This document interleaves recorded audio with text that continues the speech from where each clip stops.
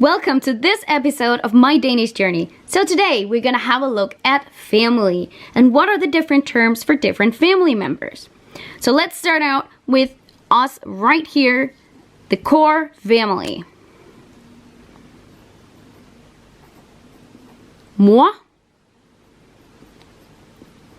far.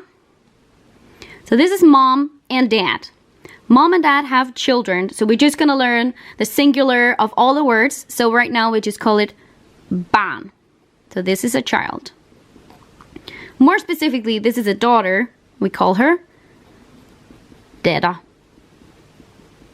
Datter.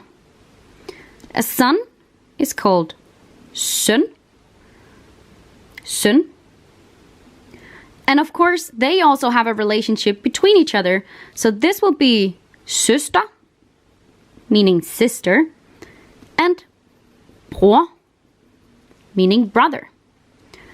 Alright, so a key thing here is with the grandparents in Danish, we don't just call them grandparents. We do have a term for that. It's like en a bedste forældre.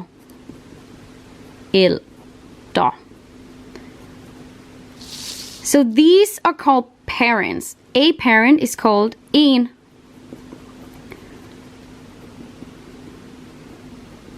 forældre.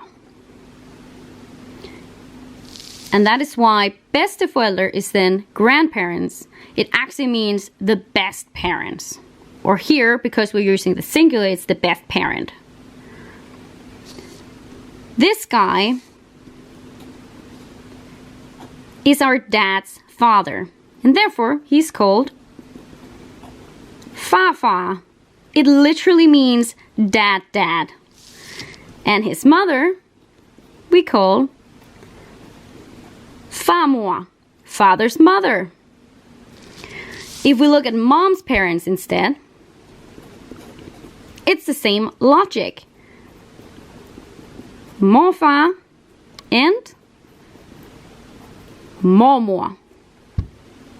So mom's dad and mom's mom. Now these grandparents we have also have other children. So let's say they had a son and a daughter. The daughter, that is my father's sister. So her we call faster, which is father's sister in short. His brother we call onkel. We could also call him farbror, but it's a little old-fashioned now.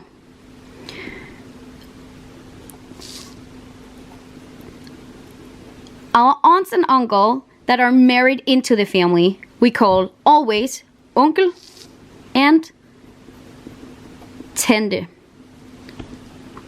Let's have a look at mom's side of the family. Here, she also has a sister and a brother.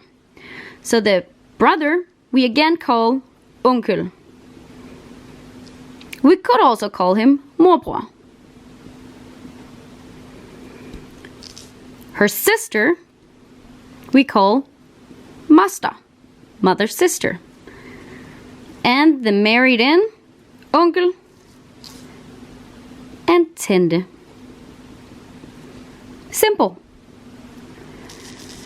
Now let's have a look here where these guys also had some children. So let's just say it's our aunt and uncle, mother's sister, and the in-married uncle here. They have a son and a daughter. So if I am talking about my cousins, I would call the girl kusine. But I would call my male cousin fætter. Or we're looking at it from mother's perspective instead and saying this is her niece and nephew, we would call them niece og nevø. And finally, looking from our grandparents to the children, well, it is so simple. We would call it child of child, barne, barn. Remember, barn meant child, barnebarn means child, so it's my child's child. So this is the way a family looks and the terms we have in Danish.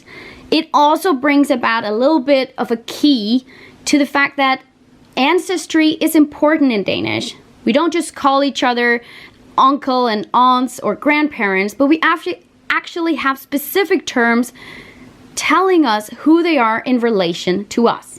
A bonus here I want to give you guys is surnames. A lot of surnames in Danish look like this one. Jensen or Hansen.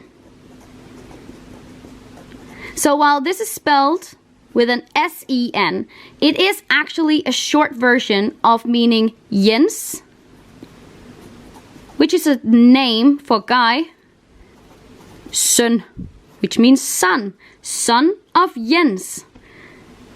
A lot of surnames are like this today because it was custom to be called by your surname related to your ancestry, so your father. So if you were a son of Jens, your surname would be Jens' son. If you were a son of Hans, you would be called Hansen, and so on and so forth. This also meant that the surname would change from generation to generation depending on who your dad was. Today the surnames still exist and you can see them throughout Denmark. These are the most common surnames used today. I hope this lesson was useful to you, that you learned a few new words in Danish. Good luck with your Danish journey and have a great day.